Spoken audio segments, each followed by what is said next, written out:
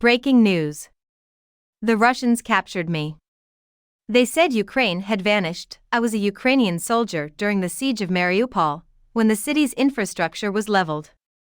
Casualties among civilians were a result of the Russian enemy's indiscriminate firing of artillery, tank fire, and airstrikes, which did not differentiate between military and residential sectors. In accordance with the surrender order, we disarmed and ceased defense of Mariupol.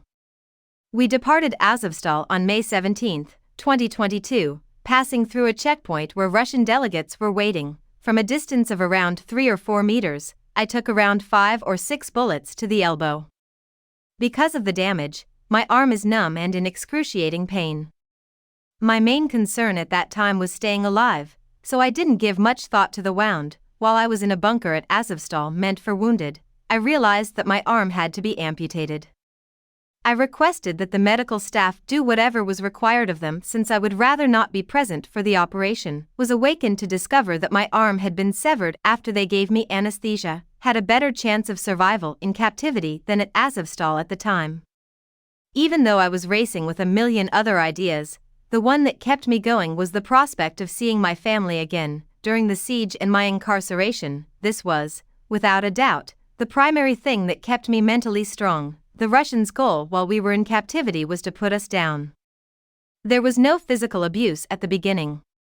I was fortunate that my amputation-related stay was brief, and our first switch took place on June 29, 2022. Never accepted their claims that Kiev had been captured, that Ukraine had vanished, or that we were abandoned. July 21, 2022 was the approximate date of the first exchange attempt.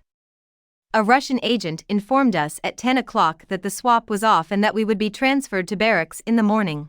This was after all of us amputees had gathered in anticipation, talked about our hopes of seeing our families again that night, regrouped on June 28, 2022, being careful not to mention the transaction.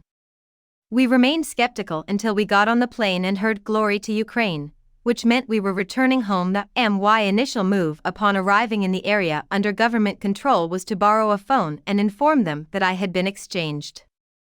A flood of tears sprang in my eyes, and I was unable to continue because of the intensity of my emotions. The following day, my wife showed up. We simply embraced and sobbed in private. My kids paid me a hospital visit a week later, and I finally got to see them. It was simpler for me to accept everything because my courageous children shown incredible strength by seldom sobbing. Went back to work after finishing my rehabilitation and treatment. In my current role, I draw on my own experiences to assist other service members who have returned from captivity with injuries, helping them adjust to civilian life. I'm here to demonstrate that life goes on in a significant way even after suffering a catastrophic injury. I was also helped at one point. Heart of Azovstal was an organization that helped me out. With their help, I was able to recover physically and mentally at a family camp, where I also got to spend quality time with my loved ones.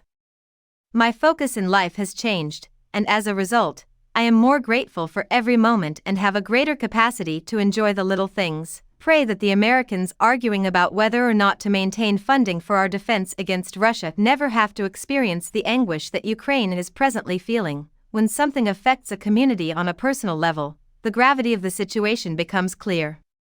For that reason, I ask God to keep everyone safe.